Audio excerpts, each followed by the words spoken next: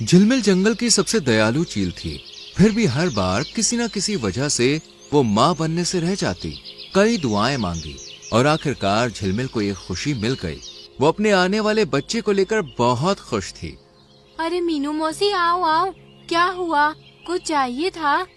हाँ, आज थोड़ा सर भारी भारी सा लग रहा है, तो खाना लेने जाने का बिल्कुल मन नहीं है। क्या तुम मुझे कुछ दाने दोगी? ये भी कोई पूछने वाली बात है मौसी। ये लो, मैं कुछ जामुन लाई थी, थोड़े से तुम ले लो, कल तक का काम हो जाएगा। तुम कितनी अच्छी हो, ऊपर वाला तुम्हारी हर दुआ पूरी करे। आपका आशीर्वाद है मौसी। अच्छा, मैं जरा तिनके इकट्ठे करने जा रही हूँ।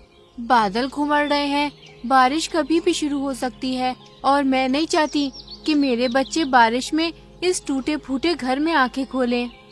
ये तो बहुत अच्छी बात है। इतना कहकर मीनू मौसी चली जाती है। भीकू जी, मैं जा रही हूँ। हाँ, मैं भी चलता हूँ, आखिर मेरा भी तो कुछ फर्ज है। इस तरह भीकू और झिलमिल तिनके जमा करने लगते हैं। दोनों तिनका तिनका कर नया घोंसला बना ही रहे थे कि तभी एक तेज हवा के झोंके के साथ सभी तिनके बिखर जाते हैं और जोरदार बारिश शुरू हो जाती है। हाय दैया, हमारी मेहनत तो पानी में बह रही है। अब क्या करें भीकू जी? तुम पहले घर में चलो, ऐसी हालत में तुम्हारा भीगना बिल्कुल भी ठीक नहीं है और बारिश होते ही हम दोबारा से घर बनाएंगे ना। झिलमिल उदास मन से पुराने घोंसले में ही आ जाती है। देर रात वो एक अंडा देती है और कुछ दिन बाद ही उसमें से एक नन्हा मुन्ना बच्चा बाहर आता है। भगवान ने मेरी सुन ली भीकू जी। देखिए तो हमारे घर कितना प्यारा शहजादा आया है। सच में ये सब तुम्हारी अच्छाइयों का नतीजा है। तुम्हारा दिल बहुत साफ है, इसलिए ऊपर वाले ने तुम्हारी सुन ली। मुबारक हो झिलमिल, आखिर तुम्हारी दुआ पूरी हो ही गई। सही कहा मौसी। झिलमिल दीदी, आपका बेटा सच में बहुत प्यारा है। क्या नाम रखोगी इसका? मिंटू। बड़ा ही प्यारा नाम है। मिंटू के आने से झिलमिल का घर खुशियों से भर गया था। झिलमिल और भीकू मिंटू की हर जिद पूरी करने लगे और फिर एक दिन। भीकू जी, ये क्या हुआ आपको? आंखें खोलिए भीकू जी। झिलमिल जोर जोर से चिल्लाती है, जिस वजह से बाकी पक्षी भी जमा हो जाते हैं। क्या हुआ झिलमिल? मौसी देखो ना, भीकू कुछ बोल ही नहीं रहे हैं। इनका आधा शरीर टेढ़ा पड़ गया है। मैं अभी डॉक्टर मोनू चिड़िया को बुलाकर लेकर आती हूँ। कुछ ही देर में रानू मोनू चिड़िया को ले आती है। झिलमिल बहन, भीकू भैया को पैरालाइज हुआ है। अब इनका आधा शरीर किसी काम का नहीं है। ये ना तो कुछ काम कर पाएंगे और ना ही बिस्तर से उठ पाएंगे। ये सुनकर झिलमिल के तो होश ही उड़ जाते हैं और वो फूट फूट के रोने लगती है। हे भगवान, जाने किस जन्म का बदला ले रहा है तू मुझसे। ये मेरे भीकू जी को क्या हो गया? हिम्मत रखो झिलमिल बहन, अब तुम्हें ही भीकू भैया और मिंटू का भी ख्याल रखना है। सही कहा रानू। झिलमिल, तू ही हिम्मत हार जाएगी तो फिर कैसे चलेगा? सभी झिलमिल को हिम्मत देते हैं और फिर अपने अपने घर चले जाते हैं। भीकू जी, आप चिंता मत कीजिए। जब तक मैं हूँ आपको कुछ नहीं होगा। मैं दिन रात आपकी सेवा करूँगी। फिर देखिएगा, आप बिल्कुल ठीक हो जाएंगे। मम्मी, भूख लग रही है, कुछ खाने को ले आओ ना। हाँ बेटा, अभी लाती हूँ। इस दिन से झिलमिल दिन रात मेहनत करती है। वो भीकू का भी बहुत ध्यान रखती है और मिंटू का भी। मिंटू भी अब काफी बड़ा हो चुका था, लेकिन वो अपनी माँ की मदद करने की जगह उल्टा उसे ही सुनाया करता था। क्या मम्मी, ये रोज रोज बाजरे के दाने लाकर खिला देती हो? मुझे आज मीठे मीठे आम चाहिए बस। ऐसे जिद नहीं करते बेटा, मौसम कुछ ठीक नहीं है, किसी भी वक्त बारिश हो सकती है। ये मेरी गलती नहीं, तुम्हारी है। अब मैं नहीं जानता, मुझे भूख लगी है और अभी आम खाना है।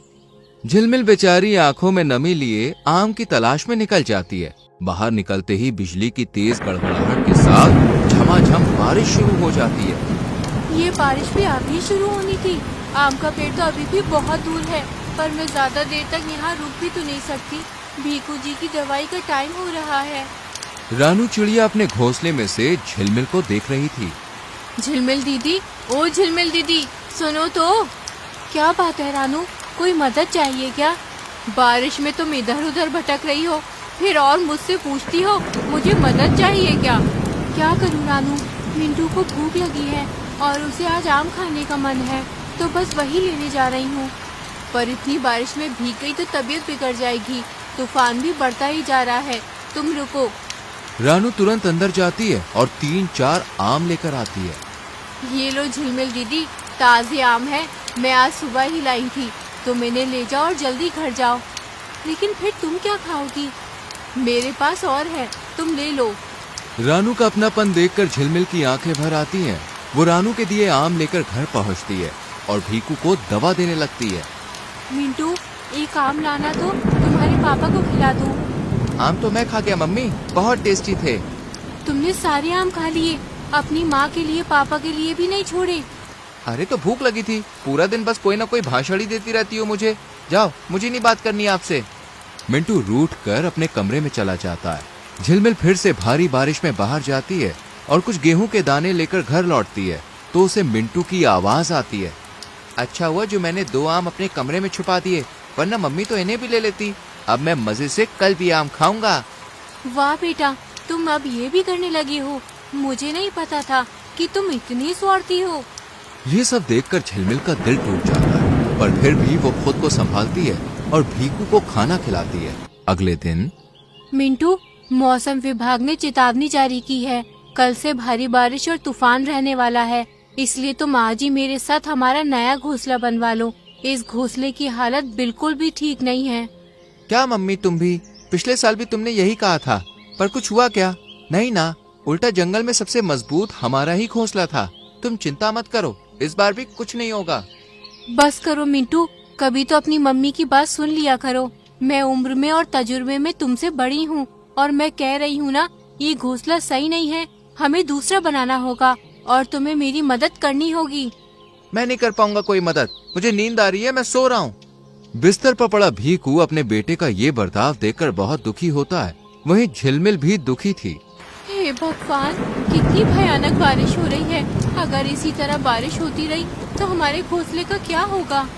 मम्मी, आसपास के कई पेड़ टूट गए और कई घोंसले तहस नहस हो चुके हैं, हमारा क्या होगा?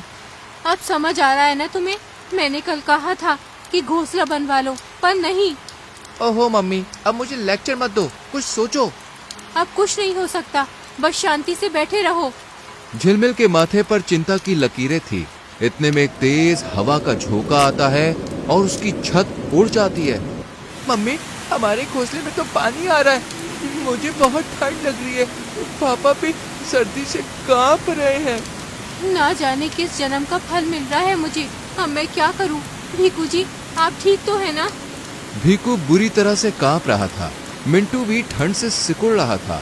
वहीं झिलमिल भी पूरी तरह से भीग चुकी थी। मिंटू, मेरी मदद कर तेरे पापा को उठाने में। लेकिन हम जाएंगे कहाँ? फिलहाल किसी पेड़ की डाल पर बैठते हैं। मिंटू और झिलमिल भीकू को लेकर एक पेड़ की डाल पर पहुंच जाते हैं, जहां पानी बहुत कम आ रहा था। पर दूर से रानू चिड़िया और मीनू मौसी उन्हें देख लेती है। झिलमिल, तुम सब बाहर क्या कर रहे हो? बारिश बहुत तेज है, बाहर रहना सुरक्षित नहीं है, जल्दी से घर के अंदर आओ। हमारे घर की छत उड़ गई है मौसी, पूरे घर में पानी भर रहा है। तो मुझे क्यों नहीं बताया? जल्दी से यहाँ आ जाओ। झिलमिल तुरंत मिंटू और भीकू के साथ मीनू मौसी के घर में पहुंचती है। ये लो, पहले तो गरम गरम चाय पियो और जल्दी से बदन पोंछ लो। आग जला दी है, उसके सामने बैठ जाओ। आपका बहुत बहुत शुक्रिया मीनू मौसी, आप न होती तो पता नहीं हमारा क्या होता। इसमें शुक्रिया कैसा, तुमने तो मेरी कितनी बार मदद की है। चलो अब शांति से चाय पियो और फिर सो जाओ। अगली सुबह झिलमिल का बदन आग के अंगारे के। मेरी गलती है, मैंने आपको कभी नहीं समझा, एक बार वापस आ जाओ ना मम्मी। इस तरह झिलमिल चली जाती है, लेकिन मिंटू पूरी तरह से बदल जाता है। वो ना सिर्फ दिन भर काम करता है, बल्कि भीकू का भी पूरा ख्याल रखता है। मम्मी देखो, पापा धीरे धीरे ठीक हो रहे हैं, काश तुम भी हमारे साथ होती। तो बच्चों, कैसी लगी आपको कहानी? पसंद आई हो तो लाइक और शेयर करके चैनल को सब्सक्राइब करें, जिससे आने वाली कहानियां मिस ना हो।